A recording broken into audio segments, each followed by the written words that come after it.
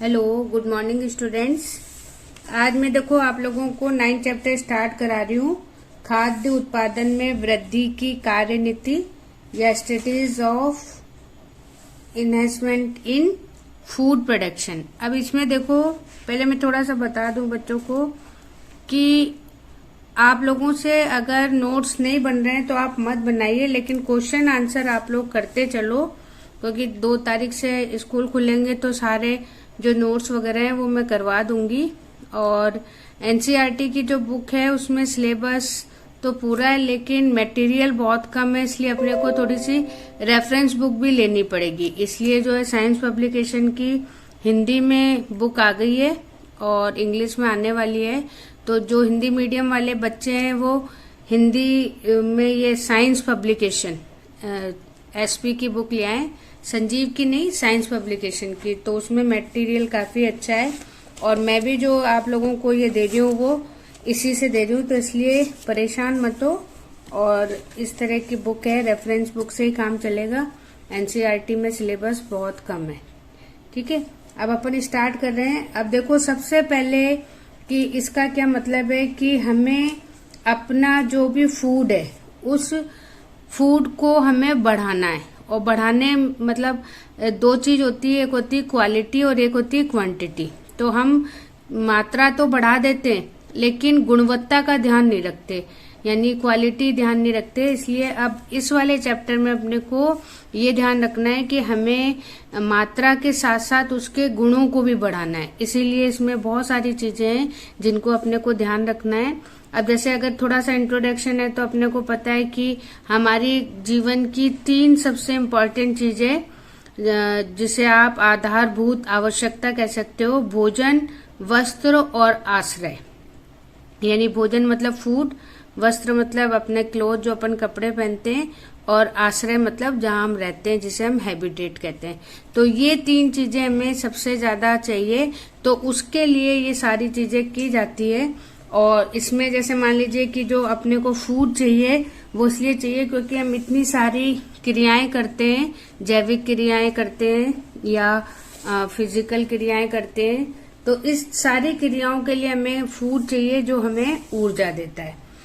फिर यहाँ पे देखो, कई चीज है कि हमारे इंडिया में इसलिए प्रॉब्लम है क्योंकि यहाँ पर पॉपुलेशन बहुत है, तो जनसंख्या वृद्धि बहुत हो गई लेकिन फूड प्रोडक्शन उस मात्रा में नहीं बढ़ा, इसलिए ये समस्या हमारे लिए हो गई। अब देखो, अपन ने जेनेटिक इंजीनियरिंग वगैरह पढ़ ली है, तो अब यहाँ पर हमें बहुत सारी साइंस का यूज करना पड़ेगा, जिसमें जेनेटिक इंजीनियरिंग भी है। फिर अपनी जो अपन ने प्लांट कल्चर वगैरह कर रहा है, वो सारे जो है टेक्निक यहाँ पे अपन यूज करेंगे। अब आपके इसमें 4 टॉपिक हैं। पशुपालन यानी एनिमल हस्बेंड्री, दूसरा है पादप प्रजनन जिसे प्लांट ब्रीडिंग, एकल कोशिका प्रोटीन, सिंगल सेल प्रोटीन, और चौथा टॉपिक है ऊतक संवर्धन या टिश्यू कल्चर। तो इसमें ये 4 टॉपिक अपने को पढ़ने हैं। अब इसमें देखो, सबसे पहले है एनिमल हस्बेंड्री। अब देखो, सबसे पहले पशुपालन या एनिमल हस्बेंड्री है, आप लोग सब जानते हो, डेयरी फार्म वगैरह जो इसमें आता है। तो सबसे पहले तो हमें इसकी डेफिनेशन देखनी है कि क्या होता है एनिमल हस्बेंड्री या पशुपालन। तो इसमें हम वैसे देखोगे तो ये अपनी जो विज्ञान है या अपन जो बायोलॉजी पढ़ रहे हैं उसकी आगे जाके एक ब्रांच या एक शाखा हो जाती है, और इसके अंदर अपन एनिमल से रिलेटेड यानी पशुओं से रिलेटेड उनका प्रजनन करवाते हैं। उनका ग्राम्यन प्रजनन मतलब ब्रीडिंग, एनिमल ब्रीडिंग हो गई। फिर उनका ग्राम्यन मतलब होता है डोमेस्टिकेशन, क्योंकि हम उनको अपने घरों में भी रखते हैं। फिर हम उनकी केयर करते हैं, देखभाल करते हैं।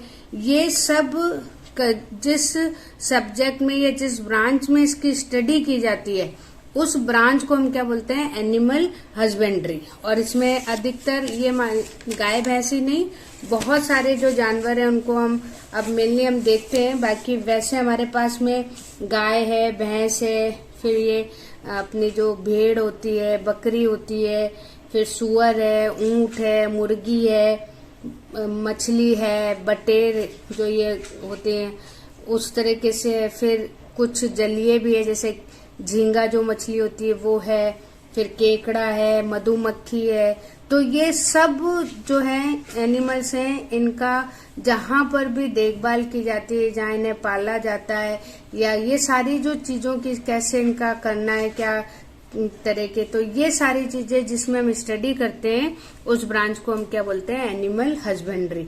और इसका अगर हम ऑब्जेक्ट भी देखें तो ऑब्जेक्ट में भी हमें पता है, क्योंकि इन सब से हमें कुछ ना कुछ प्रोडक्शन मिलता है, और उस प्रोडक्शन के लिए या उस उत्पादन के लिए हम इनको पालते हैं। तो ये हमारा इसका उद्देश्य हो गया। और ये इसमें हमें एक चीज और ध्यान रखनी है कि हमें क्वांटिटी बढ़ानी है, तो उसके साथ में क्वालिटी को भी मेंटेन करना है। अब ये देखो, अगर हम खाद्य पदार्थों की बात करें तो जो पशुपालन है उसे हमें दूध, दही, मक्खन, घी, पनीर, और अगर हम मछली वगैरह देखें तो उससे हमें मांस मिलता है। मधुमक्खी का देखते हैं तो उससे हमें हनी या शहद मिलता है। और अगर ये जो अपने क्या कहते हैं मुर्गी वगैरह है तो अंडे मिलते हैं। और सबसे इम्पोर्टेंट चीज है कि इन सब में अगर हम अपना पोषण देखें, न्यूट्रिशन देखें, तो इनसे हमें प्रोटीन, वसा, कार्बोहाइड्रेट, विटामिन, मिनरल्स, ये सारे बहुत अच्छी क्वांटिटी में मिलते हैं, इसीलिए हम इनका उपयोग करते हैं। फिर यहाँ पे देखो कुछ डाटा है जो आपके एनसीईआरटी में नहीं है। तो अगर हम ये देखें कि जो जितने भी नंबर ऑफ एनिमल्स हैं या हमारे पास में जितने पशुओं की संख्या है, अगर भारत और चीन इन दोनों के पशुओं की संख्या, एनिमल की नंबर हम कर लें तो ये नंबर लगभग पूरे वर्ल्ड लेवल पर 70% होता है। यानी कि इंडिया में और चाइना में बहुत ज्यादा जो है पशुओं को पाला जाता है। तो अगर टोटल नंबर कर दें तो ये 70% है टोटल एनिमल नंबर के, पॉपुलेशन के।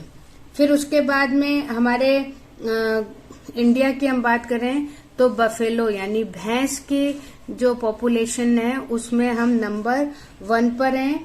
और अगर बकरी वगैरह की देखते हैं तो उसमें 2nd नंबर पर है। भेड़ों में, शीप जो होती है उसमें 3rd पे हैं।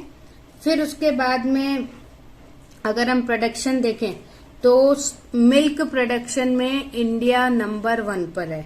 और अगर अंडे और मछली का प्रोडक्शन देखें तो उसमें 3rd नंबर पे है। तो ये कुछ डाटा है, तो ये आप इसी हिसाब से इनको लिख लेना। हालांकि इतना पूछा नहीं जाता, पर कभी हो सकता है कि इस तरह की चीज पूछ ली जाए। फिर उसके बाद में अपने पास में इसी एनिमल हस्बेंड्री में अभी अपन ने इसका मीनिंग और ऑब्जेक्ट वगैरह देख लिया। तो अब हम इसको साइंस से कैसे करेंगे, उसके लिए हम सबसे पहले हमें क्या देखना है, पशु प्रजनन या एनिमल ब्रीडिंग। अब देखो अपना जो इसी में नेक्स्ट टॉपिक है वो है एनिमल ब्रीडिंग या पशु प्रजनन। अब पशु प्रजनन क्या है, ये भी आगे जाके एक आपकी ब्रांच हो जाएगी एनिमल हस्बेंड्री में ही।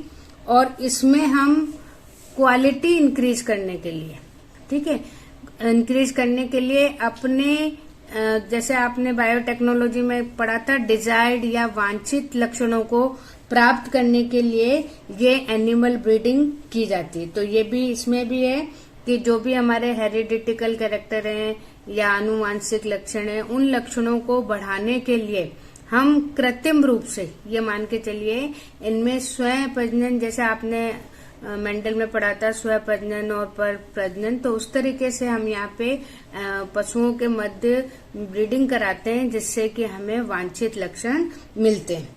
अब इसमें देखो इसका भी उद्देश्य यही है कि हमारी क्वांटिटी के साथ में क्वालिटी भी जो है वो इंक्रीज हो सके। सबसे पहले अपने को ध्यान, एक डेफिनेशन अक्सर आती है कि नस्ल क्या होती है, ब्रीड क्या होती है।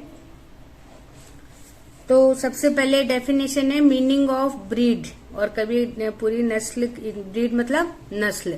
तो अगर हमसे पूछा जाता है कि नस्ल क्या है, तो जब, बहुत सिंपल सी डेफिनेशन है कि जब एनिमल्स जो भी है उनके आउटर कैरेक्टर, जो जिसको अपन मॉर्फोलॉजी कह सकते हैं, जो एक्सटर्नल कैरेक्टर होते हैं, वो कैरेक्टर अगर एक जैसे हों कलर वगैरह नहीं, शेप साइज और फेस का।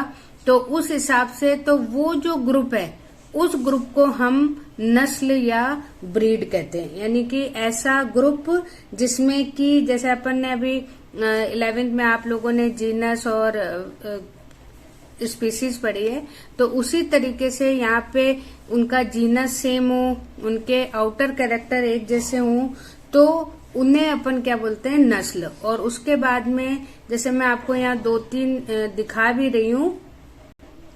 अब जैसे ये गाय की नस्ल है, ब्रीड, जैसे गिर है तो ये गुजरात वगैरह में मिलती है, फिर साहिवाल है, रेड सिंधी है, ये जोधपुर या पाकिस्तान वाले एरिया में ज्यादा मिलती है, थार पारकर है, ये भी बाड़मेर जैसलमेर में ज्यादा मिलती है। तो इस तरीके से ये है तो क्या, गाय। और गाय मतलब अगर आपको इसका साइंटिफिक नेम भी कई बार पूछा जाता है तो ये है बॉस इंडिकस, ये गाय का साइंटिफिक नेम होता है। और इसमें ये बहुत सारी वेराइटीज हैं, जैसे गी, साहिवाल, रेड सिंधी, तो ये थार पारकर, तो ये इसकी क्या है, नस्लें। फिर ये देखो भैंस है, उसकी भी नस्लें, मुर्रा है, नागपुरी, सूरती, बदवारी। या आप लोगों ने, क्योंकि गांव में अगर आना जाना होता है तो आपको पता ही है, महसाना है, जाफराबादी है, तो ये भैंसों की वैरायटी है। और इस नस्ल के आधार पे जो है आपको तुरंत समझ आ जाएगा, और कई बच्चे पहचानते भी होंगे कि जैसे मुर्रा है तो जो भैंस है उसके अगर सींग घूमे हुए, तो घूमे हुए जो सींग होते हैं वो तुरंत हम वो कह देते हैं कि ये मुर्रा जाती है। तो इस तरीके से जो है नस्लों के आधार पे इनको पहचाना जाता है। अब देखो अपन थोड़ी सी इसकी प्रोसेस स्टार्ट कर रहे हैं, और इसमें सबसे पहले जो पशु प्रजनन है वो 2 तरीके से होता है। एक तो होता है इनब्रीडिंग, इनब्रीडिंग मतलब अंतः प्रजनन।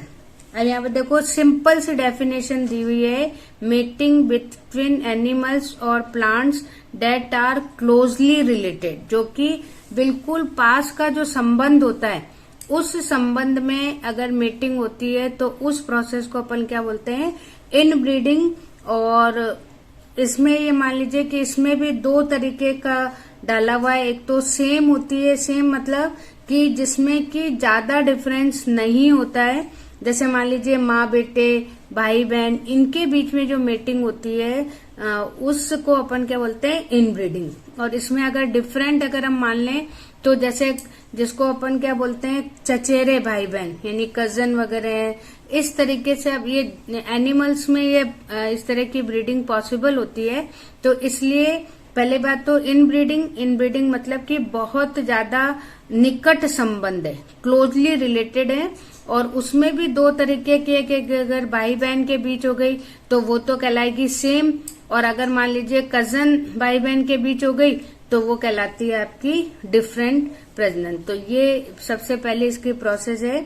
अब देखो ये जो प्रोसेस है, इस प्रोसेस का जैसे अपन ने सेल्फ पॉलिनेशन और क्रॉस पॉलिनेशन अपन जानते हैं कि स्व प्रजनन और बाह्य प्रजनन जैसे, तो उसमें भी अपने को पता है कि इसके फायदे क्या हैं, नुकसान क्या है। तो यहाँ पे भी हमें इसके लाभ देखने हैं। तो ये लाभ में यही है कि जब इन ब्रीडिंग होती है तो उसमें सबसे पहली बात तो शुद्ध वंशक्रम प्राप्त होता है, यानी प्योर लाइन मिलती है, और हम एक जैसे लक्षणों को बढ़ावा इससे दे सकते हैं।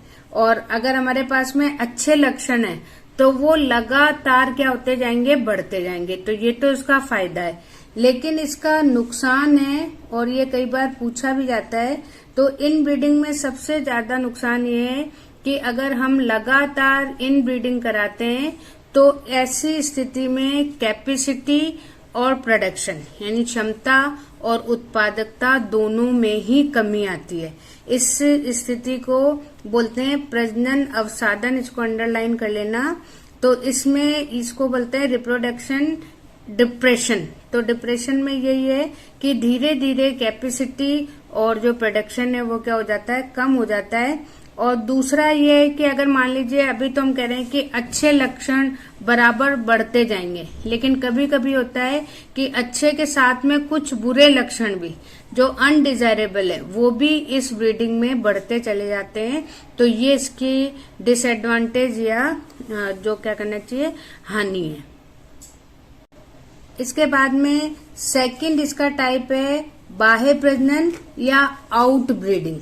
अब आउट ब्रीडिंग में जैसे पहले तो हमने एक ही नस्ल के निकट संबंधियों के मध्य प्रजनन करवाया था, अब यहाँ पे नस्ल भी बदल सकती है, यहाँ पे स्पीसीज भी बदल सकती है, यहाँ पे वंश भी बदल सकता है। तो अब आउट ब्रीडिंग में अपन 2-3 अलग अलग इसके टाइप पढ़ेंगे, लेकिन अब यहाँ पे आप सिंपल से डेफिनेशन दोगे कि अनरिलेटेड यानी कि ऐसे पशु जिनके मध्य संबंध नहीं है उनके बीच अगर हम प्रजनन क्रिया करवाते हैं तो इसे हम क्या बोलते हैं, आउट ब्रीडिंग।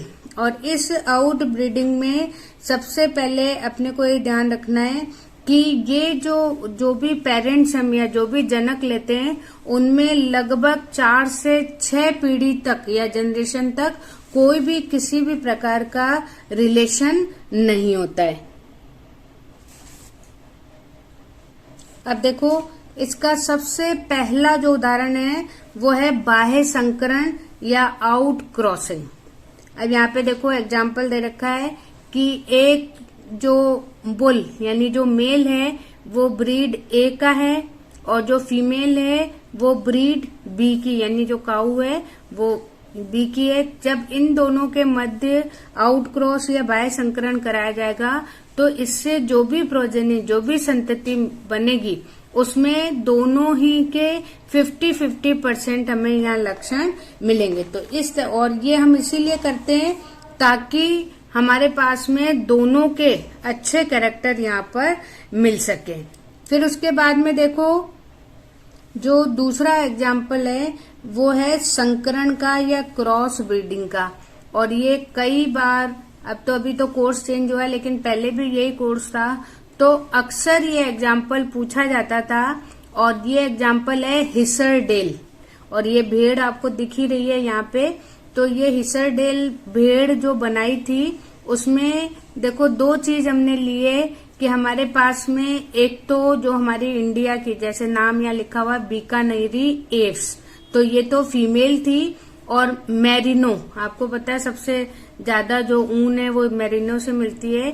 तो जो मेल था वो मेरिनो रैम्प्स और जो फीमेल है वो बीकानेरी एव्स। तो कई बार ये पूछा जाता है कि पेरेंट्स कौन है, तो ये वैरायटी और इससे जो इसकी संतति या प्रोजेनी बनी है उसका नाम क्या रखा गया, हिसरडेल। और इसमें दोनों कैरेक्टर थे। दोनों कैरेक्टर कैसे, जो बीकानेरी एव्स है वो हमारे राजस्थान के लिए उसमें बहुत अच्छी अनुकूलता है, जबकि मेरिनो जो होता है वो पहाड़ी इलाकों या ठंडे में पाया जाता है। तो हिसरडेल में जो पर्यावरण या जो आप एनवायरनमेंट से रिलेटेड जो अडेप्टेशन या अनुकूलता है वो तो फीमेल से, और जो ऊन है जो इसका बाहर जो फाइबर है वो इसे मेल से मिला। तो जो हिसरडेल मिली वो हम राजस्थान में आसानी से इसको डेवलप कर सकते हैं। तो ये जो वैरायटी है इसका एग्जाम्पल कई बार आता है और इसको इम्पोर्टेंट करके रखना। और ये जो बनाई थी हिसरडेल इसका पंजाब में बनाई गई थी, इसको भी ध्यान रखना। और दूसरा अपन एक और यहाँ पे वैरायटी ले रहे हैं। अब यहाँ पे देखो जो मैं दूसरी वैरायटी आपको बता रही हूँ ये है गाय की। इसमें डेवलपमेंट किया गया एक नई वैरायटी गाय की करण स्विस, जो आपको नीचे दिखाई दे रही है, और इसका डेवलपमेंट किया है राष्ट्रीय डेयरी अनुसंधान संस्था national dairy research institute Karnal में किया गया। और इसमें देखो सबसे इम्पोर्टेंट चीज क्या ली गई, जो मेल लिया गया है वो इंडियन लिया गया है, भारतीय। तो इसमें जो मेल है वो भारतीय नस्ल का यानी इंडियन ब्रीड ली जेबू। और ये इसलिए लिया गया क्योंकि इसमें जो भी है सबसे बड़ी बात कि वातावरण के अनुकूलित है, यानी अपने इंडिया के हिसाब से इसमें अडेप्टेशन ज्यादा है और इसमें डिजीज रेजिस्टेंस पावर भी है, यानी कि जो रोग प्रतिरोधक क्षमता है वो भी इसमें ज्यादा पाई जाती है। और जो फीमेल लिए वो फीमेल अदर कंट्री के लिए जिसमें हॉलस्टीन है, ब्राउन स्विस है, जर्सी है, जो अपन विदेशी नस्ल जिसे कहते हैं, तो ये गाय हमने विदेशी नस्ल की ली। और ये इसलिए ली क्योंकि इसमें जो मिल्क प्रोडक्शन, आपको पता है जो इंडियन गाय होती है वो ज्यादा 10 किलो दूध देती है, उसके मुकाबले अगर हम जर्सी वगैरह लेते हैं तो ये 15 से 20 किलो दूध देती है। तो यहाँ पर जो फीमेल है वो हमने बाहर की कंट्री के लिए और मेल हमारे इंडियन का, और उससे फिर एक नई वैरायटी डेवलप की करन स्विस, और इसमें सारे कैरेक्टर आ गए। ये डिजीज रेजिस्टेंस भी है, ये एनवायरनमेंट से भी अडेप्टेड है, और सबसे इम्पोर्टेंट चीज कि इसमें दूध की क्वांटिटी भी क्या होती है, ज्यादा होती है। तो करन स्विस ये भी कई बार है वो एग्जाम्पल पूछा जाता है, तो हिसरडेल और करन स्विस। अब देखो एक और इसमें प्रकार है, वो है अंतर विशिष्ट संकरण या इंटर स्पेसिफिक हाइब्रिडाइजेशन। अब ये देखो ये इसलिए इम्पोर्टेंट है क्योंकि इसका निर्माण बहुत ज्यादा करवाया जाता है। और यहाँ देखो आप एग्जाम्पल भी देख रहे हो, म्यूल मतलब खच्चर, जो पहाड़ी वगैरह इलाकों में वहां पे ये बनाए जाते हैं। और इनमें हम बनाते हैं, जो फीमेल होती है वो हॉर्स होती है जिसे मेयर बोलते हैं, और यहाँ पे आपको दिख भी रही है, और डोंकी इसमें मेल होता है। और इन दोनों के कृत्रिम संकरण द्वारा इसको तैयार किया जाता है। और इसका सबसे इम्पोर्टेंट चीज यही है कि ये इसमें जो हॉर्स है उसकी पावर होती है, और जो दूसरा हमारे पास में डोंकी है, उस डोंकी के हिसाब से इसमें जो भी बोझा वगैरह सहने की क्षमता है, या पहाड़ों पे ये इजीली चढ़ जाता है, तो ये कैरेक्टर होता है। तो जो इतने पहाड़ी इलाके हैं उनमें इसको बहुत ज्यादा तैयार किया जाता है। तो ये आज अपन ने यहाँ पे इतना कर लिया। अब इसके बाद में आगे अपन इसको करेंगे। देखो ये चैप्टर्स में इसलिए आप लोगों को करवा रही हूँ क्योंकि इसमें ज्यादा दिक्कत नहीं आएगी। जो मेन चैप्टर्स हैं जब अपने ऑफलाइन क्लासेस होंगी तब अपन उसको करवाएंगे। Okay, thank you.